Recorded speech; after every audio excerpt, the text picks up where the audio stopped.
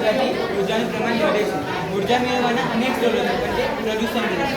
અમારો પ્રોજેક્ટ એવો છે જે ઉર્જા મેનેજમેન્ટ કરે છે અને પ્રદૂષણ પણ ઓછું કરે છે. આ છે ફ્યુલ પ્લેટને આપણે નાના નાના યુરેનિયમના ટુકડા મૂકીએ. એવી ઘણી બધી ફ્યુલ પ્લેટને ફ્યુલ રોડ એવી ઘણી બધી ફ્યુલ રોડને આપણે સાથે કરીએ ફ્યુલ રોડ કરીએ. એ ફ્યુલ રોડને આપણે કેલેન્ડ્રિયાની ફરતે સોડિયમ ટાઇટેટનું આવરણ રહેશે. આપણે યુરેનિયમ પર ન્યુટ્રનનો મારો ચલાવશું તો તે વિઘટન થશે. તેનાથી ઉષ્મા ઉર્જા ઉત્પન્ન થશે. તેનાથી સોડિયમ ટાઇટેટ પીગળશે અને બોઇલરમાં જશે.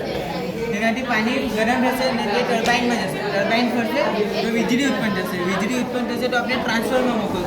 તેનાથી આપણે આગળ સપ્લાય કરી શકાય. ટર્બાઇનમાંથી જે પાણી ફરશે તે જરાક ઠંડુ થશે. તેને આપણે લો પ્રેશર તરીકે કહેવાય છે.